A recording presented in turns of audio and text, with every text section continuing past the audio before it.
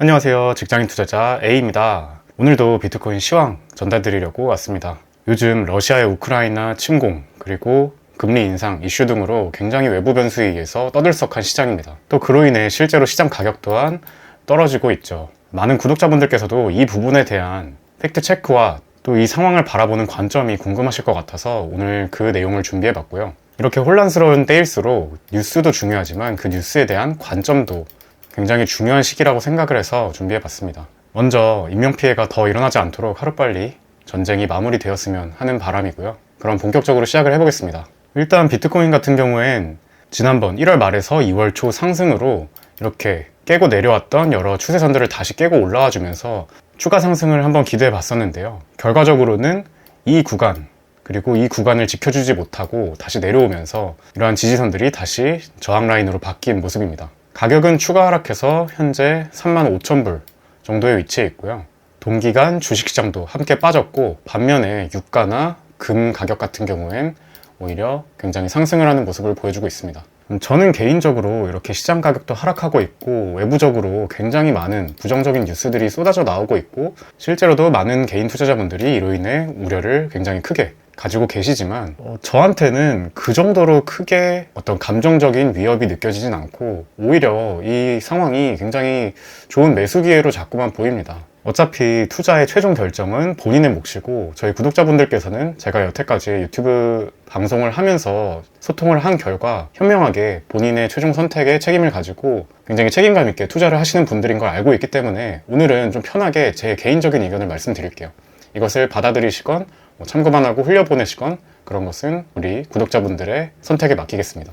또 저희 개인적인 의견은 현재까지의 상황을 가지고 판단한 것이니만큼 후에 예상치 못한 변수가 생기면 그에 맞춰서 또 대응 시나리오를 바꿀 수 있으니 이 점도 참고해 주시고요. 그럼 본격적으로 얘기를 해볼게요. 지금 가장 이슈가 되는 외부 변수가 바로 금리 인상과 러시아의 우크라이나 침공 그리고 이로 인한 전쟁의 위협입니다. 그런데 저는 이러한 두 가지 큰 악재가 이미 거의 다 시장에 반영이 되지 않았을까? 이미 된 것 아닌가? 라고 생각을 하고 있어요. 그 이유에 대해서 뉴스들과 함께 좀 말씀을 드려볼게요.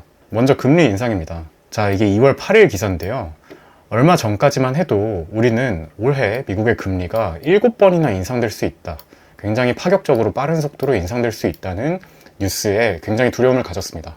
그리고 이러한 뉴스가 뜰 때마다 주식시장과 코인시장도 하락을 했죠. 그런데 이건 어제 나온 기사인데요.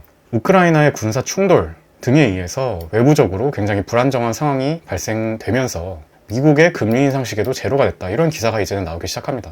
금리를 7번 인상할 거라고 예상했던 월가도 이제 연준의 금리 인상 셈법이 꼬였다. 3월 금리 인상 후 추이를 지켜볼 듯 이라고 하면서 금리를 7번 올릴 확률이 굉장히 높았다라고 예상을 했던 기관들마저 그 확률을 점점 더 하향 조정하고 있는 상황입니다. 이것이 무엇을 의미할까요? 얘기하기에 앞서 먼저 이러한 개념을 여러분께서도 생각을 해주셨으면 합니다.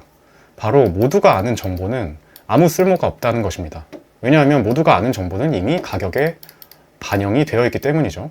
우리는 지난 한두 달 동안 이런 미국의 금리 7번 인상 같은 금리 인상적으로 최악의 케이스를 이미 예상을 하고 있었습니다. 이 기사는 투자에 관심을 가진 투자자라면 모두 다 알고 있었죠. 기관들, 외국인, 그리고 개인 투자자들까지 모두요. 그래서 실제로 가격도 떨어졌습니다. 만약에 금리 인상이 정말로 시장의 악재인 뉴스라면 우리는 이미 최악의 상황을 가정하고 그것이 다 가격에 이미 반영이 되었었다라고 보는 것이 합당할 겁니다. 그렇다면 우리의 문제는 이 이상으로 상황이 악화될 거냐는 거죠. 그런데 최근에 이러한 기사들 그리고 현재의 상황을 보면 7번 인상이 최악의 경우고 실제로는 이것보다 완화되면 완화됐지 악화되진 않을 거라고 예상할 수 있습니다. 그 말은 금리 인상이라는 이슈는 이미 최악의 상황까지 다 현재 가격에 반영이 돼 있고 만약 이것이 정말로 악재인 뉴스라면 상황이 좋아지면 좋아지지 나빠지진 않을 것이란 겁니다. 가격의 추가 하락 가능성이 그만큼 낮아지면 낮아졌지 더 올라가진 않을 것이다 라고 생각을 하고 있고요. 두 번째는 러시아와 우크라이나 이슈입니다. 오늘 새벽에 러시아의 군사적 행동으로 현재 우크라이나는 세 방향에서 침공을 받고 있습니다. 처음에는 우크라이나의 동쪽 친러적인 성향을 가진 이 동쪽에 대해서만 군사적 행동을 할 것처럼 이야기를 하더니 결국은 벨라루스를 통해서 우크라이나의 수도인 키예프까지 바로 진군을 하고 있죠. 그리고 그로 인해서 가격이 이미 하락했습니다. 저는 여기서 러시아가 우크라이나를 앞으로 혹시 점령을 완전히 하게 되더라도 그러한 가능성까지도 오늘의 침공으로 사람들이 어느 정도 예상을 하게 됐기 때문에 그러한 예상에 대한 가격적인 반영까지도 오늘의 하락으로 이미 거의 다 됐다고 보고 있습니다. 아직 가격에 반영이 안 된 더 최악의 상황은 무엇일까 생각을 해봤을 때 그러한 경우는 서양의 나토 국가들, 예를 들면 미국이나 유럽이 군사적인 행동을 해서 이 전쟁에 참전을 하는 것, 그로 인해서 세계 3차 대전이 일어나는 것일 텐데요. 우리가 뉴스를 봐도 알 수 있듯이 미국은 군사적 행동을 할 의지가 없다고 말을 하고 있고 유럽의 국가들도 말로는 강력히 규탄을 할 것이다 라고 하지만 실제로는 군사적 행동은 하지 않고 있습니다. 미국이 하는 말을 들어보면 경제적 제재로 응징을 할 것이다 라고 하는데요. 따라서 제가 앞서 말씀드렸던 이것이 더 큰 전쟁으로 번지는 경우의 수는 일단 지금으로서는 그렇게 크지 않다. 그렇다면 여기서 상황이 더 나빠질 거는 그렇게 없을 것이다. 현재 상황에서 예상 가능한 수준의 악재까지는 모두 오늘의 하락으로 가격에 반영이 되었을 것이다 라고 생각을 할 수 있겠죠. 또 한 가지 생각해 볼 수 있는 상황이 악화될 수 있는 가능성은 미국이 실제로 경제 제재를 해서 이것이 전 세계 경제에 심각한 타격을 입히는 경우일 겁니다. 그런데 이러할 가능성도 아주 높지는 않다고 생각이 되고요. 뉴스를 보면서 좀 설명드려 볼게요. 자, 미국이 러시아에 경제적 제재를 가할 수 있는 큰 방법이 두 가지가 있습니다. 첫 번째는 외환, 즉 달러겠죠. 달러가 원활히 순환되지 않도록 제재를 가하는 것. 두 번째는 원자재입니다. 더 구체적으로 말하면 천연가스죠. 러시아가 유럽으로 천연가스를 굉장히 많이 수출하고 있기 때문에 이 라인을 끊으면 러시아의 수출에 그만큼 큰 타격이 입을 것이다 라는 게 경제 제재의 골자일 겁니다.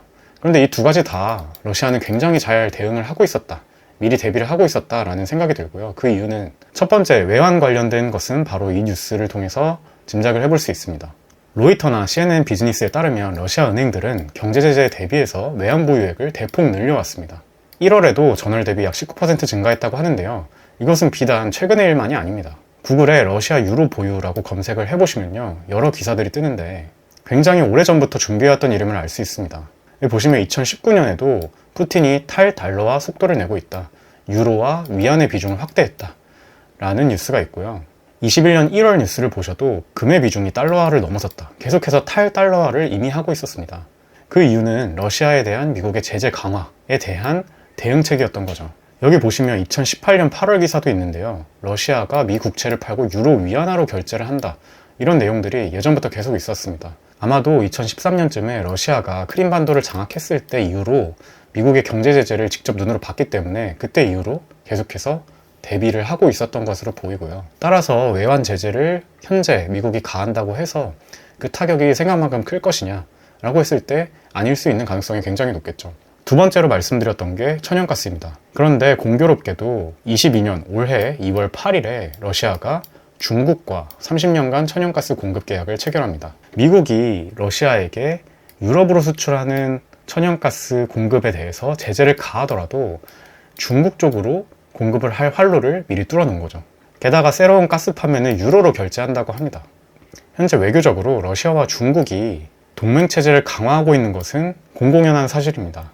이렇게 중국과 손을 잡으면서 천연가스 공급에 대한 활로도 하나 더 뚫어놨기 때문에 미국이 천연가스 제재를 하더라도 그 영향이 생각보다 작을 수 있는 거죠.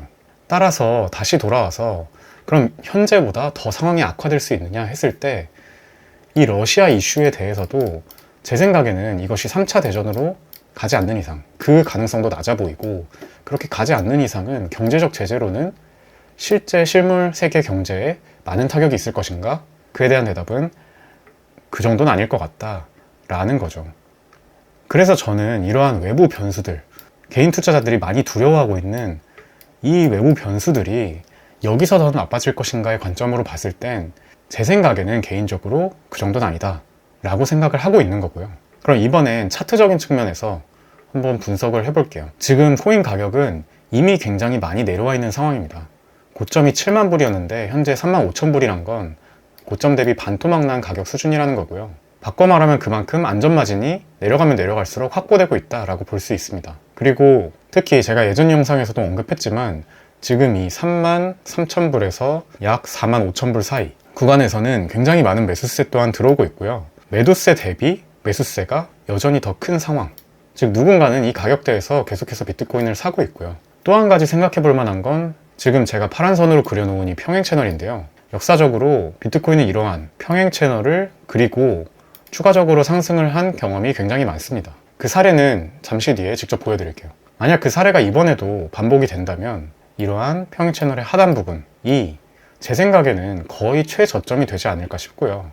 어떤 분들은 이번에 2만 불대 또는 1만 불대까지도 내려갈 수 있지 않냐, 이렇게 부정적으로 가능성을 열어두시는 분들도 계시는데, 물론 절대란 건 절대 없지만 제 생각에는 이런 평행 채널 하단 부분이 거의 저점에 가깝지 않을까 생각을 하고 있습니다. 이와 유사했던 평행 채널 사례를 몇 가지 보여드릴게요. 자, 지금 보시는 건 2019년의 사례입니다. 약 4월에서 5월 그리고 6월에 있었던 사례고요. 제가 네모박스 친 구간을 보시면 이렇게 파란색으로 평행 채널이 형성된 걸 보실 수 있습니다. 여기서도 마찬가지고요. 여기서도 마찬가지고요. 여기도 지금 일봉이라 잘 안 보이지만 마찬가지입니다. 이렇게 상승장 중간에 평행 채널을 형성하면서 다시 오르는 모습을 심심치 않게 관찰할 수 있고요. 다음은 2020년 7월에서 약 10월, 11월의 사례인데요. 보시는 것처럼 여기서도 이러한 큰 평행 채널을 그리면서 올라가줬죠. 현재 대입해 본다면 지금이 약 이쯤이 아닐까 또는 이쯤이 아닐까 라고 생각을 해볼 수 있겠고요. 이때도 마찬가지로 크게 평행 채널을 그리고 하단을 한번 찍어준 뒤에 다시 상승을 시작했기 때문에 과거가 꼭 반복되리란 법은 없지만 이러한 경우가 굉장히 통계적으로 많았다. 즉 지금의 상황은 전혀 특이한 상황이 아니다, 예전부터 많이 있어 왔던 일이다 라고 생각을 해도 좋지 않을까 싶습니다.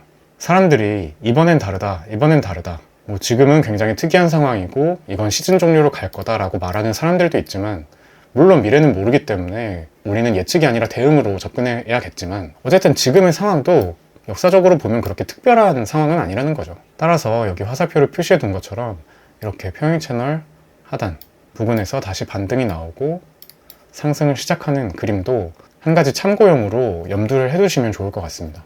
저도 현물 매수를 여기서 한번, 이쯤에서 한번 해줬는데요.